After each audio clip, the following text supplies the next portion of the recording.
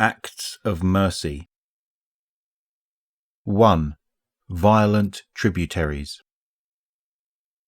Saladin awakes, not from sleep, nothing so gentle. From death? No, not yet. From lost consciousness? For how long? He moves to stand, his feet drift without friction, no ground below him. Falling? No, floating. Pine needles sway in a sea of surrounding green haze. Sun rays plunge through the canopy above and wash over him. His head is lost in the arbor rose motion. Intermittent feeling prickles the skin beneath his tarnished armor. Saladin reflexively attempts to raise his off hand to summon Isira.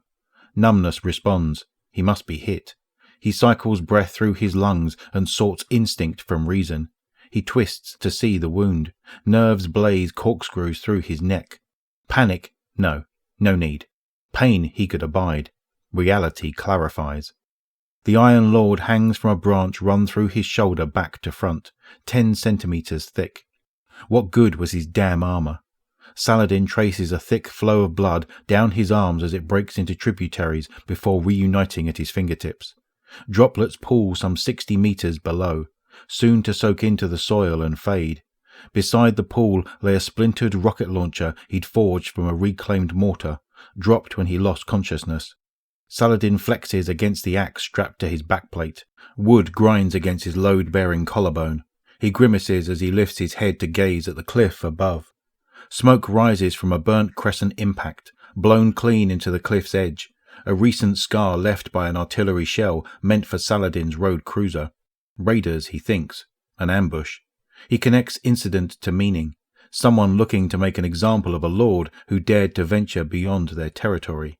Radagast had warned him of risen thugs fleeing to the far wilds to escape the Iron Lord's reach. He had told Saladin of their hostility, their lawlessness. Saladin would tame it. Binocular reflection catches his sight over the smouldering cliff, looking down in his direction. Unfamiliar voices echo across the rocks. A figure calls out, and others join them.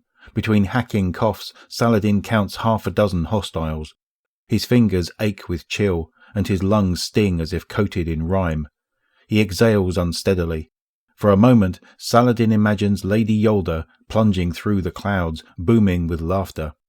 He imagines her obliterating the cliffside with a colossal javelin of arc lightning without hesitation. These nameless men die, and she keeps laughing until Saladin joins. His near miss becomes an embarrassing story embellished round a campfire until another takes its place, and it is forgotten. Lucidity falters, and in this moment he can almost breathe the ash, smell the stormy night air, feel the warmth of the fire, of his friends, as real as worn memories, rosed with age. Light condenses into Saladin's fingers. Arc lines fork across the bark as he grips the branch impaled through his shoulder. He hooks upward from his chest. Better to break it, he thinks. Fingers dig and scorch pulp. They bite in and twist. Wood pops and splinters as a bullet snaps through the pine canopy behind him. Then another, closer this time, as the sound of rifle fire echoes down the cliff face. Saladin focuses his light into the edge of his palm and slashes the splintered branch free, leaving him dangling on a stub of wood. He takes a shaky breath and swings a tingling leg back to push off the trunk behind him, bracing his boot to support his weight against the wood and lift his bone clear from the branch. His armor is slick with blood now, and he can feel a fracture in his bone. Pain he can abide. He recites it as a mantra. The dive to the ground below would be dangerous. Saladin prepares to push off and jump. A round strikes his armored torso, knocking the air from his lungs. His foot slips and kicks out violently. His weight shifts on the broken branch, catching hard on his collar and sending fissures through his fractured bone. Saladin roars over the gunfire and grips his shoulder. "Isira, get me off this branch," he snarls. His ghost materializes before him. "I taught you better than to rely on me," Isira reproves him. She swoops behind Saladin for cover. "You're not dead yet. You're capable of this." Saladin strains to regain his footing. He lifts his head and wheezes as his lungs expand. Several figures above congregate around a large object, a blur of metal he recognizes as a flak cannon. "I yield," Saladin laughs weakly. "What would you do if I weren't here, Forge? If I'd been killed?" His ghost taps the back of his head with a pellet of light. It's just you and your light, what little you have left.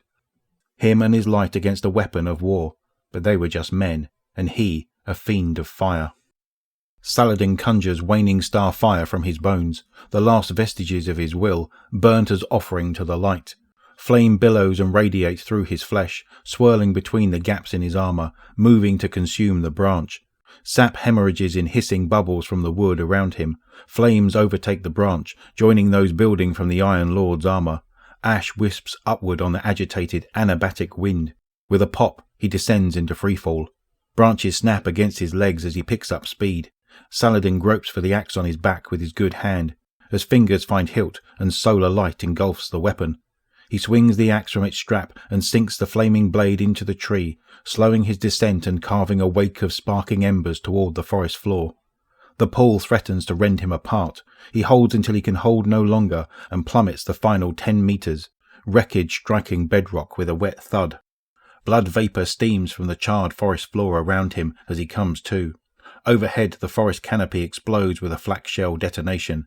Fragmentation whistles through the air, showering the forest with ragged chunks of metal.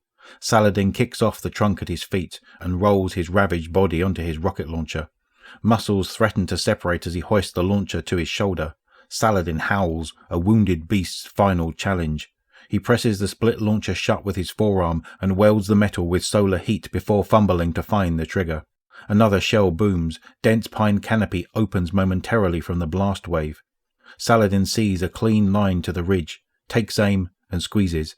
He watches the rocket fly as shards of flak iron carve lines through his face.